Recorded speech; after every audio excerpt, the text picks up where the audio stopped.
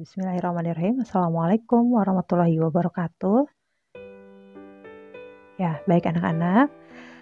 Mudah-mudahan selalu dalam keadaan sehat walafiat ya. Dalam video kali ini, Ibu akan membahas tentang muatan pelajaran bahasa Indonesia di tema 1 dengan tujuan, yaitu tujuan pembelajarannya adalah siswa mampu menentukan ide pokok, kemudian menuliskan ide pokok dari sebuah teks ya. Nah, sebelumnya Ibu ingin ingatkan kalian tentang paragraf. Paragraf adalah serangkaian kalimat yang saling berkaitan satu dengan yang lainnya dan memiliki satu gagasan utama atau juga satu ide pokok. Nah, apa itu ide pokok? Ibu akan bahas di pertemuan kali ini. Kalian simak baik-baik ya.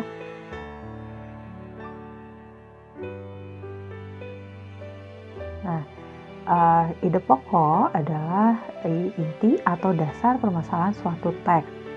Ide pokok dalam teks sering juga disebut dengan pokok pikiran atau gagasan utama, karena dalamnya berisi gagasan dasar penulis.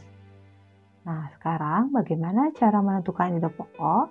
Langkah pertama yaitu membaca teksnya dengan seksama secara keseluruhan. Seksama di sini artinya kalian membacanya dengan teliti dan cermat ya. Kemudian yang kedua, carilah kalimat utama dari teks tersebut. Kemudian ide pokoknya bisa dijumpai pada kalimat utama. Sebelumnya disebutkan dalam suatu paragraf atau teks tertulis, ide pokok dapat dijumpai dalam kalimat utama ya. Kalimat utama berisi informasi utama yang menjelaskan dasar permasalahan di dalam teks. Kalimat utama biasanya terdapat di awal, di akhir, atau di awal dan di akhir suatu teks. Nah, selain kalimat utama, dalam suatu paragraf atau teks terdapat kalimat penjelas. Kalimat penjelas berisi informasi tambahan untuk menjelaskan lebih rinci hal-hal yang disampaikan dalam kalimat utama. Selain itu juga berisi informasi tambahan, alasan atau sanggahan yang mendukung pernyataan pada kalimat utama, sehingga disebut juga kalimat pendukung. Ayo bacalah teks berikut. Gurita. Gurita merupakan salah satu jenis hewan tidak bertulang belakang yang dikenal sebagai hewan yang cerdik dan pintar. Hal itu karena seekor gurita memiliki daya ingat yang cukup kuat. Gurita dapat memecahkan masalah yang dialaminya lebih cepat dengan cara mengingat pengalamannya ketika memecahkan masalah yang sama.